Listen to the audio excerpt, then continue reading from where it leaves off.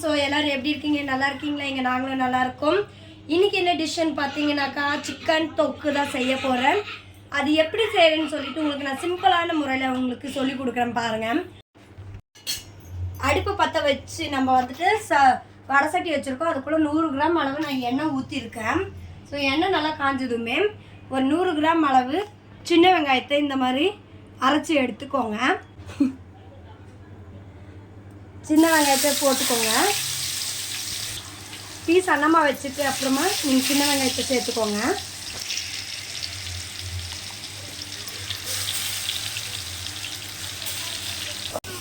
இப்போ சின்ன வெங்காயத்தை வதக்கிக்கோங்க. இது கூடவே நாம் இஞ்சி பூண்டு பேஸ்ட்டு வந்துட்டு ஒரு 3 ஸ்பூன் அளவு போட்டுக்கலாம். இப்போ இஞ்சி பூண்டு பேஸ்ட்டு இந்த அளவுக்கு சேர்த்துக்கோங்க. ஒரு 3 ஸ்பூன் அளவு சேர்த்துக்கோங்க இஞ்சி பூண்டு பேஸ்ட்டு. இது நல்லா வதக்கி எடுத்துருங்க. ஸ்டவ் கொஞ்சம் ஹை ஃப்ளேமில் வச்சுக்கிட்டு நல்லா வதக்கி விடுங்க.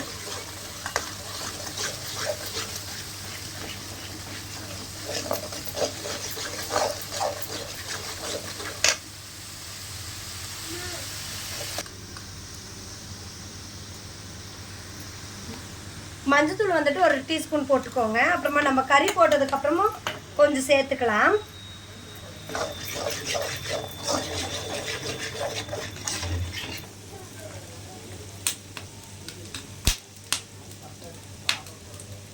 கருவேப்பிலை கொஞ்சம் சேர்த்துக்கோங்க.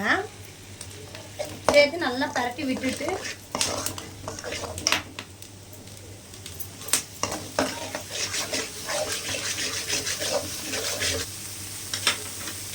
பெரிய சைஸ் தக்காளி நான் 2 தக்காளி கட் பண்ணி வச்சுருக்கேன். அதையும் சேர்த்துக்கோங்க.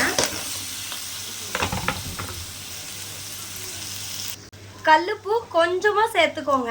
ஏன்னா இதில் வதக்கணும். இன்னும் நம்ம சிக்கனை போட்டு நம்ம வதக்கணும் இல்லைங்களா? ஸோ அதனால் சிக்கன் வந்துட்டு ஒரு 1/2 கிலோவும் இந்த கோழியோட லிவரு, கிட்னி, அப்புறம் ஹார்ட் இதெல்லாம் சேர்த்து அது ஒரு 1/2 கிலோ வாங்கியிருக்கோம். ஸோ இப்போ அதை அப்படியே நம்ம க்ளீன் பண்ணி கழுவி வச்சுருக்கேன். அதை அப்படியே நம்ம போட்டுக்கலாம்.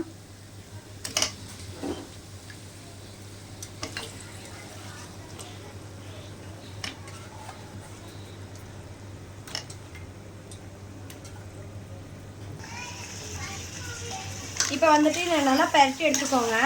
எப்போவுமே கறி வாங்கினீங்கனாக்கா இந்த சிக்கன் பாதியும் அப்புறம் அந்த லிவர் கிட்னியும் பாதியும் வாங்கி நீங்கள் சாப்பிடுங்க. அது டேஸ்ட்டாக இருக்கும்.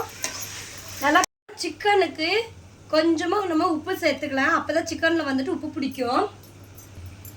அப்போவே நம்ம உப்பு போட்டேன் இல்லைங்களா? அது வந்துட்டு தக்காளியும் வெங்காயமும் வதங்கிறதுக்கு வேண்டி இப்போ போடுறது வந்துட்டு தேவையான அளவு சிக்கனில் வந்துட்டு நமக்கு உப்பு பிடிக்கும். அதனால நான் போட்டேன் உப்பு. நல்லா பெரட்டி எடுத்துருங்க.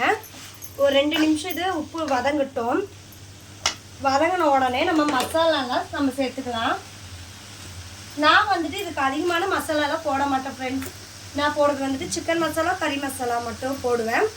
லைட்டாக மிளகாத்தூள், மல்லித்தூள், இவ்வளோதான் நம்ம சிக்கனுக்கு தேவையான ஒரு சிம்பிளான ரெசிபி. இவ்வளோதான். ஸோ நீங்களும் இதே மாதிரி உங்கள் வீட்டில் செஞ்சு பாருங்கள். ஸோ அர்ஜென்ட்டாக இப்போது ஒரு சாப்பாடே இருக்குது, அதுக்கு தொக்கு மாதிரி சிக்கன் அர்ஜென்ட்டாக நம்ம செஞ்சுக்கணுன்னா இந்த மாதிரி மெத்தடில் நம்ம செஞ்சுக்கலாம். அப்போ சொல்லி ஸோ எங்கள் வீட்டில் வந்துட்டு சிக்கனு மட்டன் நான்வெஜ்ஜுனாலே மோஸ்ட்லி சமைக்கிறது வந்துட்டு என்னோடய ஹஸ்பண்ட் தான் சமைப்பார்.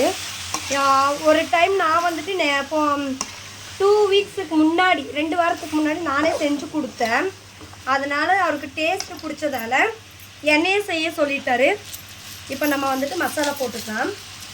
என்னடா பேசுகிறதுக்கு இந்த மாதிரி மூச்சு வாங்குதுன்னு நினைக்காதீங்க. பாப்பா எவ்வளோ நேரம் இடுப்பில் இருந்தா அதனால தான் மூச்சு வாங்குது. பாருங்கள் ஃப்ரெண்ட்ஸ், என்னோடய பாப்பாவுக்கு உடம்பு சரியில்லை. ஆனாலுமே நான் உங்களுக்கு வீடியோ போட்டே ஆகணுன்ற ஒரு நம்பிக்கையில் நான் உங்களுக்கு வீடியோ போடுறேன். ஸோ நீங்கள் தான் எங்களுக்கு சப்போர்ட் பண்ணணும். நான் என்னையும் உங்கள் வீட்டில் உள்ள ஒரு பொண்ணாக நினச்சி ஒரு உங்கள் சகோதரியா, மகளா, பேத்தியா நினச்சி எனக்கு சப்போர்ட் பண்ணுங்கள். இது இப்போ பார்த்தீங்கன்னாக்கா கறி மசாலா ஒரு பாக்கெட் போட்டுக்கலாம்.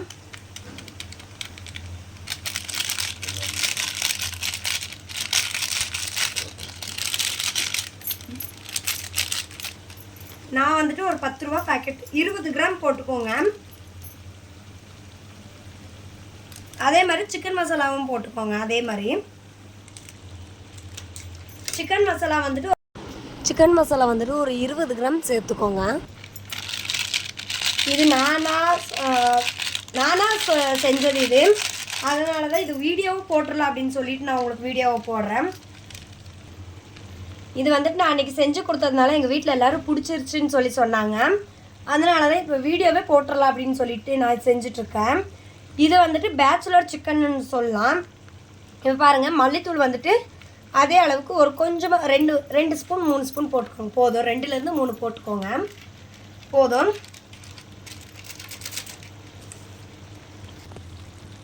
மிளகாத்தூள் வந்துட்டு ஒரே ஒரு ஸ்பூன் போதும், ஏன்னா காரம் கம்மியாகவே சாப்பிட்லாம். 1 டீஸ்பூன் மஞ்சத்தூள் சேர்த்துக்கோங்க. அவ்வளோதான் ஃப்ரெண்ட்ஸ். இது வந்துட்டு பேச்சுலர்ஸ் வந்துட்டு ஈஸியாக செய்யலாம். இந்த சிக்கனை பாருங்கள், நல்லா பெரட்டி எடுத்துருங்க. ஸ்டவ்வை வந்துட்டு ஹை ஃப்ளேமில் வச்சுட்டு நல்லா பெரட்டிட்டு இந்த மசாலும் சிக்கனும் நல்லா பெரட்டி விட்டுருமானாக்கா நல்லா டேஸ்ட் கிடைக்கும் நமக்கு. ஸோ இது அப்படியே நமக்கு வந்துட்டு கொஞ்சம் லைட்டாக வதங்கட்டும்.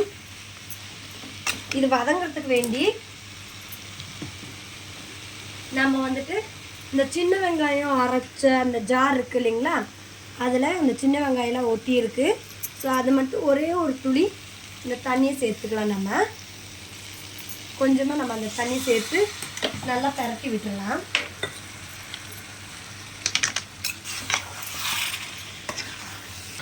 இது வந்துட்டு இட்லி, சப்பாத்தி, தோசை, சாப்பாடு இதுக்கு எல்லாத்துக்கும் செம்ம காம்பினேஷனாக இருக்கும். ஸோ நீங்களும் இதே மாதிரி உங்கள் வீட்டில் ட்ரை பண்ணி பாருங்கள். இப்போ வந்துட்டு நம்ம உப்பு காரமெல்லாம் செக் பண்ணிவிட்டு நம்ம வந்துட்டு இது 2 நிமிஷம் இதை கொஞ்சம் கொதிக்கட்டும். கொதிச்சதுக்கப்புறம் நான் உங்களுக்கு தண்ணி எந்த அளவுக்கு ஊற்றணும்னு நான் காட்டுறேன். ஹை ஃப்ளேம்லேயே இருக்கட்டும். சிக்கன் வந்துட்டு கொஞ்சம் இதாகட்டும், அப்புறமா நம்ம தண்ணி சேர்த்துக்கலாம். இந்த மசாலாலாம் நல்லா வெந்து பச்சை வாடையெல்லாம் போனதுக்கப்புறம் நம்ம தண்ணி சேர்த்துக்கலாம். தண்ணி சேர்த்து நம்ம வந்துட்டு சிக்கன் நல்லா வேக விட்டுலாம். இந்த பக்கம் பாருங்கள். ஸோ இட்லி வந்துட்டு ரெடி ஆகிட்டே இருக்குது. இன்னும் ஒரு 2 நிமிஷம் இட்லி வெந்தாக்கா ஓவர். ஸோ தொக்கும் இன்னொரு 5 மினிட்ஸில் நமக்கு தொக்கும் ரெடி ஆகிடும். அப்புறமா நம்ம இட்லியும் சிக்கன் தொக்கும் சாப்பிட்டு பார்க்கலாம் எப்படி வருதுன்னு சொல்லிட்டு. இது வந்துட்டு நம்ம பரட்டி விட்டுட்டே இருக்கணும், இல்லைன்னா அடி பிடிச்சிரும். பாருங்கள், இந்த மாதிரி நமக்கு அடி பிடிச்சிரும். ஓகே, இப்போ தான் ஸ்லோ ஃப்ளேமில் வச்சுட்டு நாம் வந்துட்டு தண்ணி சேர்த்துக்கலாம்.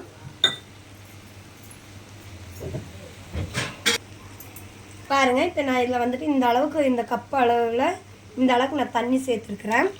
ஸோ நல்லா இதாகட்டும் தண்ணி. இந்த மசாலாலாம் நம்ம இது பண்ணி விட்டுட்டு கொதிக்கட்டும். நல்லா ஹை ஃப்ளேமில் வச்சு நல்லா பரட்டி எடுத்துட்டு இன்னும் கொஞ்சம் உங்களுக்கு தண்ணியாக வேணும்னா தண்ணியாட்டம் சேர்த்துக்கலாம். உங்களுக்கு எந்த மாதிரி வேணுமோ அந்த மாதிரி சேர்த்துக்கோங்க. இதுவே 2 கிலோ 3 கிலோ செய்யும்போது நீங்கள் மசாலா அதிகப்படுத்திக்கலாம். ஸோ இதில் இன்னும் கொஞ்சம் நான் தண்ணி சேர்த்துக்கிறேன். ஏன்னா கறி சிக்கனு நமக்கு ஃபுல்லாக வேகணும். வெந்ததுக்கப்புறம் நமக்கு அப்போ தான் கிரேவி கணக்கு தொக்கு கணக்கு நமக்கு வரும். கிரேவி தொக்கு ரெண்டுமே ஒன்று தான். ஸோ நான் ஒரு 1.5 டம்ளர் அளவு மறுபடியும் தண்ணி சேர்த்துக்கிறேன். போதும், இந்த அளவுக்கு இருந்தால் போதும். அதுலேயும் நான் கொஞ்சம் மிச்சம் வச்சுட்டேன் தண்ணியை. ஸோ ஓகே, பரட்டி விட்டுட்டு உப்பு செக் பண்ணிவிட்டு நீங்கள் பிளேட்டை போட்டு மூடி வச்சுக்கோங்க. நல்லா கொதிக்கட்டும். கொதிச்சதுக்கப்புறம் உங்களுக்கு காட்டுறேன். ஓகே, கிரேவினாக்கா வந்துட்டு குழம்பு மாதிரி இருக்கும், அப்படியே செஞ்சுக்கலாம். தொக்கு மாதிரி செய்யலாம். ஸோ உங்களுக்கு சப்பாத்திக்கு தோசைக்கு வேணும்னா தொக்கு மாதிரி செய்யலாம். குழம்பு வேணும்னாக்கா இட்லி நம்ம சாதம்னாக்கா கிரேவி கணக்காக வச்சுக்கலாம். ஸோ குழம்பாகவும் வச்சுக்கலாம். இதில் அப்படியே வந்துட்டு மிளகு சேர்த்திங்கனாக்கா இன்னும் செம்ம டேஸ்ட்டாக இருக்கும். ஸோ நமக்கு இதுவே போதும். குழந்தைக்கெல்லாம் உடம்பு சரியில்லை, காரமும் அதிகமாக வேண்டாம். அவ்வளோதான் ஃப்ரெண்ட்ஸ். ஓகே ஃப்ரெண்ட்ஸ், ஃபைனலாக நமக்கு வந்துட்டு சிக்கன் தொக்கு ஆர் கிரேவி எது வேணாலும் சொல்லிக்கலாம், ரெடி ஆயாச்சு. இதே மாதிரி உங்கள் வீட்டில் நீங்கள் செஞ்சு பார்த்துட்டு எனக்கு கமெண்ட்டில் சொல்லுங்கள். இன்னொரு வீடியோவில் நம்ம சந்திக்கலாம். அதுக்கு முன்னாடி இந்த வீடியோவை பார்க்குறதுக்கு முன்னாடி நம்ம சேனலை இதுதான் ஃபஸ்ட் டைம் பார்க்குறதுன்னு நினச்சிங்கனாக்கா நம்ம சேனலை சப்ஸ்கிரைப் பண்ணிக்கோங்க. பெல் பட்டனை வந்துட்டு ஆலில் போட்டு வச்சுக்கோங்க. அப்போ தான் நான் போடுற வீடியோஸ் எல்லாம் உங்களுக்கு நோட்டிஃபிகேஷனாக வரும். ஸோ ஓகே டாட்டா, இன்னொரு வீடியோவில் நம்ம சந்திக்கலாம். பாய்.